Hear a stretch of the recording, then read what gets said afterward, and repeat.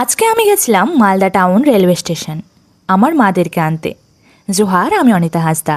সত্যি বলছি, স্টেশনটা এখন এত সুন্দর করে বানিয়েছে যে চিনতেই পারছিলাম না, মনে হচ্ছিল যেন ছোট্ট একটা এয়ারপোর্ট। আমাদের মালদা তো আমের বিখ্যাত, তোমরা সবাই জানো। তাই স্টেশনের ভেতরে এত সুন্দর সুন্দর আর্টিফিশিয়াল আম গাছ বানানো হয়েছে, যেগুলোতে এখনও আম ঝুলছে। দেখতে একদম অসাধারণ লাগছিল। আমি একটু সময় নিয়ে পুরো স্টেশনটা ঘুরে দেখছিলাম। ট্রেনটা অনেক লেট করছিল, তাই আগের প্ল্যাটফর্ম টিকিট কেটে নিলাম। তারপর মাদের জন্য অপেক্ষা করতে লাগলাম। এদিকে আমি না খেয়ে বেরিয়েছিলাম, তাই খুব খিদে পাচ্ছিল।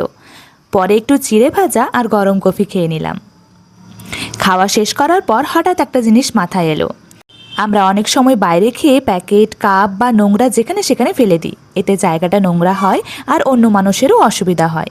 তাই আমি যেটুকু নোংরা করেছিলাম সব কিছু ডাস্টবিনে ফেলে দিয়ে আসলাম, কারণ পরিষ্কার রাখা শুধু রেলওয়ের কাজ নয়, আমাদেরও দায়িত্ব। আমরা যদি সবাই ছোট ছোট অভ্যাস বদলাই, তাহলে আমাদের স্টেশন, শহর আর দেশ আরও সুন্দর হবে। তাই বাইরে কিছু খেলে প্লিজ নোংরা এখানে সেখানে ফেলবেন না, সবসময় ডাস্টবিন ব্যবহার করবেন।